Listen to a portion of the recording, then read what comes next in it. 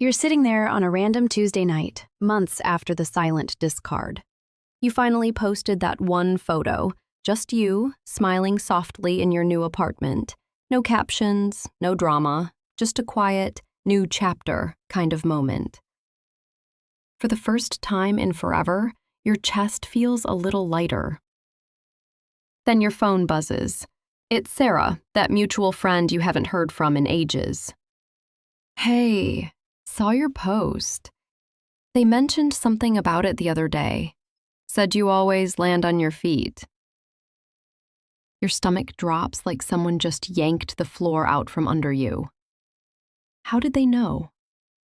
You blocked them everywhere. You went no contact. Yet here it is again, your life, your moves, your tiny victories being watched, twisted, and broadcast right back to you through the flying monkeys, like you're the unwilling star of some sick reality show you never auditioned for. And the director? The very person who vanished without a word. This creepy surveillance isn't random. It's not because they still care. It's not unfinished business. It's something much darker, much more calculated. And today, we're peeling back exactly how narcissists turn your life into their private reality show long after the silent discard. The hidden cameras they plant, the crew they direct, and the way they keep you trapped as their main character for supply that never runs out. You think their watching and gossiping means they still care or can't let go. I know that thought loops in your head at 3 a.m. Maybe if I just stayed quiet, they'd finally move on. But the cold truth is this is a deliberate, calculated performance where you remain their main character for ongoing narcissistic supply, narrative control, and ego protection long after the discard. They didn't quietly exit your life. They just moved to the director's chair behind the scenes so they could keep filming, keep directing, and keep feeding off the drama of your healing without ever having to face the mess they created. Your brain is screaming, why won't they just leave me alone? Because normal people do. But this isn't normal. And the moment you see the cameras for what they are, that heavy paranoia starts to lift and you finally feel free. It all begins with the silent discard itself, the setup phase. They don't just walk away. They carefully install the cameras first. Remember those final weeks before they ghosted? They suddenly got so interested in your world. Picture the exact text exchange that happened right before they disappeared. You. I'm feeling really overwhelmed with work lately. Them. Aw, babe, you're so strong. Who else do you talk to about this stuff? You. Just my friend Sarah, mostly. Then, silence. No more texts, no explanation. But weeks later, Sarah starts getting those random, "Hey, how's your name doing?" messages from them. The cameras are now rolling. The crew, those flying monkeys who used to be mutual friends, are quietly in position. And you? You've been cast as the permanent main character, whether you like it or not. You feel it in your body first, that tight chest when your phone lights up with another random update. The brain fog that makes you second-guess everything. That heavy exhaustion like you're performing for an audience you can't see. Your nervous system knows it's being watched even when your mind is trying so hard to move on. And inside their hidden director's chair, the narcissist is already feeding that empty void. They need constant proof that they still control the story, that you're still the one supplying the drama that keeps their ego alive, without them ever having to show up. But the real production kicks into high gear in the daily directing phase. This is where the narcissist steps fully into the unseen director role. They don't need to contact you anymore. They've got the crew for that. Every new job you land, every new person you date, every innocent social media post becomes fresh footage they can twist for maximum drama. Here's how it actually plays out. You finally go on a date with someone new. Nothing serious yet.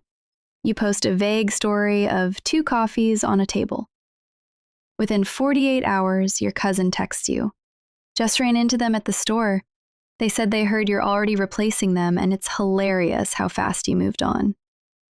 Exact words. Twisted perfectly.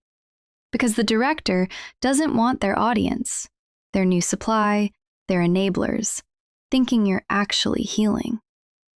That would ruin the narrative that you were the problem all along. So they direct the crew to spin your growth into proof that you're unstable, desperate, or fake.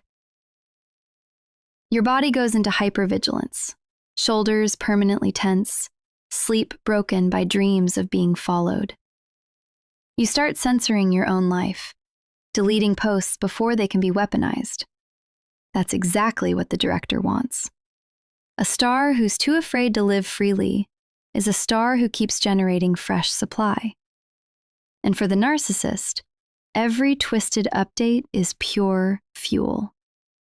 It fills that black hole inside them, proving they're still the one pulling every string, even from the shadows.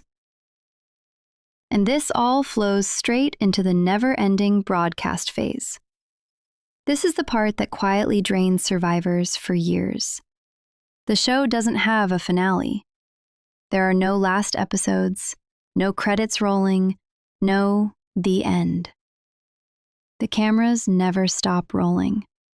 The seasons just keep coming, season after season of your life, edited and rebroadcast through the same circles so you keep hearing the whispers. They make sure the narrative stays alive so they can always point back and say, "See, they're still obsessed with me," even though you're the one being followed. Because the moment you fully heal and walk off the set, they lose their longest-running, zero-cost source of supply. So the director keeps the lights on indefinitely, desperate to keep the show alive. Your body starts to relax in a way it hasn't in years. The paranoia lifts because you finally understand this was never about you. It was never love that kept them watching. It was the need to stay the director of a show where they were never the villain. The most powerful realization isn't that they're watching. It's that you can stop performing for cameras that were never really there to begin with. You can live your life without editing it for an audience that only existed in their mind. And the moment you do that, the moment you stop reacting, stop explaining, stop even acknowledging the gossip, the show loses its star. The director is left sitting alone in an empty studio with no footage left to twist, no drama left to direct, and no one left to watch. So here's my question for you right now, while this is still fresh. What's one small move you've been hesitating to make because you know it might get broadcast back to you? A post, a new boundary, a new relationship, a new chapter? Drop it in the comments. Not because I want to hear the drama, but because naming it out loud is the first step to cutting the final wire and walking off their set for good.